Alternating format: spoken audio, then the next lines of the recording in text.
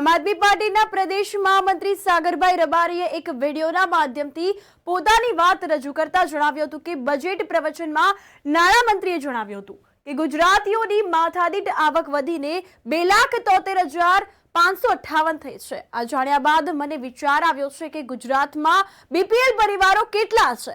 અનેક સવાલો ઉભા થાય છે। ત્યારે આ બાદ મને જાણવા મળ્યું છે કે ગુજરાતમાં 31,67,000 પરિવાર બીપીએલ છે અને ગ્રામીણ વિસ્તારમાં માસિક આવક 6,400 એટલે કે વાર્ષિક આવક 76,800 કરતા ઓછી હોય છે અને તેને બીપીએલ માં ગણવામાં આવે છે। તો એવી જ રીતે શહેરી વિસ્તારમાં 11,800 એટલે કે વાર્ષિક 1,42,200 કરતા ઓછી આવકવાળા વ્યક્તિને બીપીએલ ગણવામાં આવે છે। જો આપણે ગણતરી કરીએ તો લગભગ 1,60,00,000 જેટલા ગુજરાતીઓ વર્ષમાં આટલી રકમ પણ કમાઈ શકતા નથી। એટલા માટે સરકાર મીડિયાના અને જાહેરાતોના હોબાળામાં આ હકીકતને છુપાવી રહી છે અને મતદારોને રમાડી રહી છે।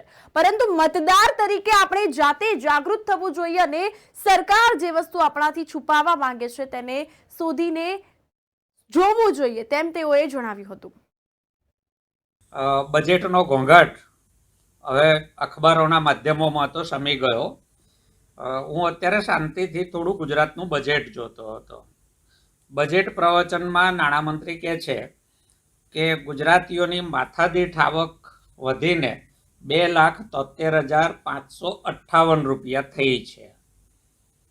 મને તરત વિચાર આવ્યો કે તો પછી ગુજરાતમાં બીપીએલ પરિવાર કેટલા છે। જો દરેક વ્યક્તિને વાર્ષિક 2,73,558 રૂપિયા મળતા હોય તો ગુજરાતમાં બજેટનું બીજું પાસું જે સરકાર નથી કહેતી તે શું છે।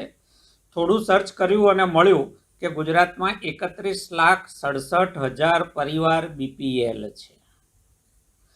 હવે બીપીએલ કાર્ડ માટેની યોગ્યતા શું છે અથવા કોને બીપીએલ ગણીએ છીએ તો ગ્રામીણ વિસ્તારમાં માસિક આવક 6,400 રૂપિયા કરતાં ઓછી હોય એટલે કે વાર્ષિક આવક 76,800 રૂપિયા કરતાં ઓછી જેની હોય એને બીપીએલ ગણાય છે।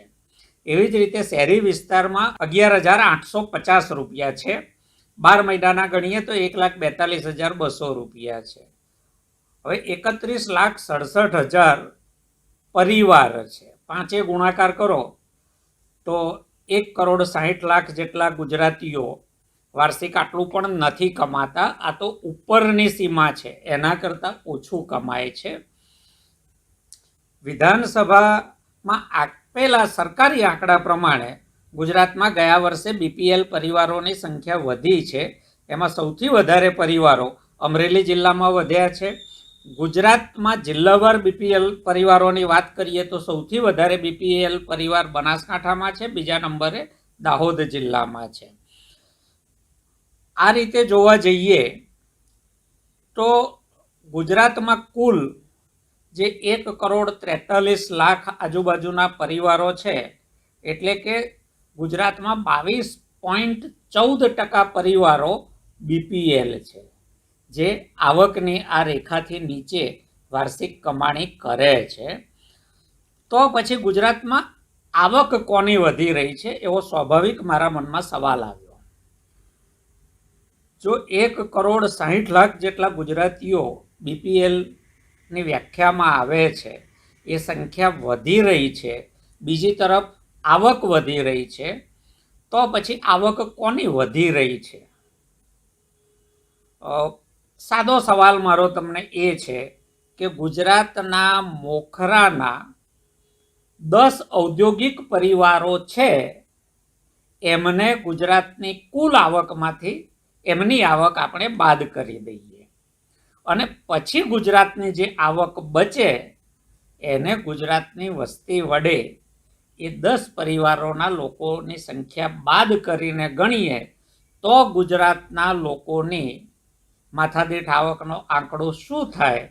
આ બહુ મોટું આશ્ચર્ય છે। સરકાર જે દેખાડી રહી છે એના કરતાં જે નથી દેખાડી રહી એ બીજું પાસું વધારે ગંભીર છે, વધારે બિહામણું છે અને એટલા માટે સરકાર મીડિયાના હોબાળામાં, જાહેરાતોના હોબાળામાં આ હકીકતને છુપાવી રહી છે। મતદારોને રમાડી રહી છે. પરંતુ મતદાર તરીકે આપણે જાગૃત થવું જોઈએ અને સરકાર જે દેખાડવા માગે છે તે પણ જોવું જોઈએ. સાથે સાથે સરકાર જે સંતાડવા માગે છે એને શોધીને કાઢીને આપણે જોવું જોઈએ.